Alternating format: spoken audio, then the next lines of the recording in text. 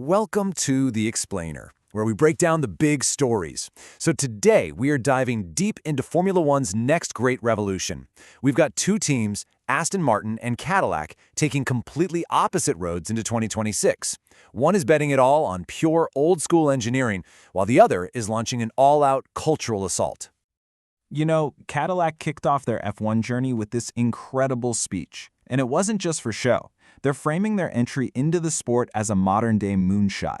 It just perfectly captures the insane ambition and the sky-high stakes of this new era, where, let's be honest, nothing is guaranteed. Okay, so let's get into it. Before we can really unpack what these teams are doing, you have to understand why 2026 is such a seismic shift. This isn't just a tweak to the rules. They are literally tearing up the entire rulebook and starting over. And just look at the scale of these changes. I mean, the cars are getting lighter, smaller, and narrower. The goal here is to make them way more nimble. The power unit? Totally different. We're moving to a simplified 50-50 split. Half engine, half electric. That's a massive change. But honestly, the real mind-bender here is the active aero on both the front and rear wings. That is going to completely change how these cars race each other. So, the big takeaway here is that this is not just an evolution. It's a full-blown revolution. Whatever advantage a team had before, well, it means very little now. The rulebook's been thrown out, and every single team is back at square one. It's a clean slate. So, let's look at our first case study. Aston Martin. Their strategy for tackling this reset? They're putting all their chips on technical brilliance. This is a bet on pure, unadulterated engineering. And this quote right here, from the absolute legend Adrian Newey, is the master key to their whole philosophy. For Aston Martin, winning isn't about finding one magic trick. No, it's about making every single piece of the car work in perfect harmony with everything else. It's the purest way to go racing. And you can see this thinking everywhere, right down to the paint job. Of course, they've kept that iconic British racing green, but they've given it this modern, almost stealthy matte finish. And look at the branding, Honda and Aramco, front and center. This is a huge deal. It means Aston Martin is no longer just a customer team. They are a full-blown works outfit with a dedicated engine partner. That screams ambition. All right, let's get nerdy for a second. You can see Adrian Newey's fingerprints all over this thing. The nose has this pelican-style bulge to aggressively manage airflow. The side pods have these tiny inlets that open up into massive undercuts, creating a kind of double floor.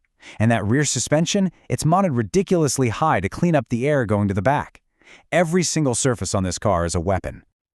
Okay, now, let's do a complete 180. Instead of a quiet, technical deep dive, F1's newest team, Cadillac, decided they were going to make as much noise as humanly possible. I mean, think about this. Instead of showing their car to a few hundred journalists in a pit lane, Cadillac revealed their identity to more than 130 million people during the Super Bowl. This wasn't a launch for F1 insiders, it was a massive statement to the entire world. And this just puts their whole philosophy in stark relief, right? A traditional F1 launch is for the fans who are already here. Cadillac's reveal, a Super Bowl ad and a live event in Times Square, was a cultural happening designed to make brand new fans. They're not just getting into racing, they are jumping headfirst into the entertainment business. And the car itself is just as bold. It's got this wild, asymmetrical design. One side is black, the other's white. They're calling it a yin and yang thing, balancing grit and optimism. Even the little details, like the repeating chevron pattern, are designed to make the car look fast even when it's just sitting still. It's designed to be a total visual disruption on the grid. This quote from their CEO, Dan Tauris, pretty much says it all. For Cadillac, the goal isn't just to win races, it's to build a global brand that sits right at that sweet spot where performance, culture, and entertainment all meet. F1 is the stage, but the ambition? It's way, way bigger. All right, so let's put these two philosophies side by side, because when you do, the difference in how they're planning to win in 2026 just becomes crystal clear. I mean, this table just lays it all out. On one side, you've got Aston Martin, all about engineering purity, led by a legendary designer. On the other, Cadillac, with cultural disruption, led by a CEO. One launches in a cultural center, the other takes over the Super Bowl. You've got classic British heritage versus loud American boldness, and maybe the biggest difference of all, a brand new exclusive engine deal versus buying an engine from a competitor. These are two fundamentally different bets on how to win. So this all leads us to the big question, right? What do these two totally opposite approaches mean for the future of Formula One itself? You've basically got two camps. On one side, the traditionalists at Aston Martin are betting that, at the end of the day, the smartest car will always win. And on the other side, you've got the disruptors at Cadillac who are betting that in a sport this big and this global, building the biggest brand is what will attract the talent you need to win.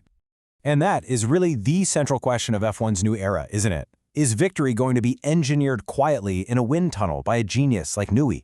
Or is it going to be won out in the open, on the world's biggest stages, by capturing the hearts and minds of millions of fans? We're only going to find out on the racetrack, which leaves all of us wondering, which way is the right way?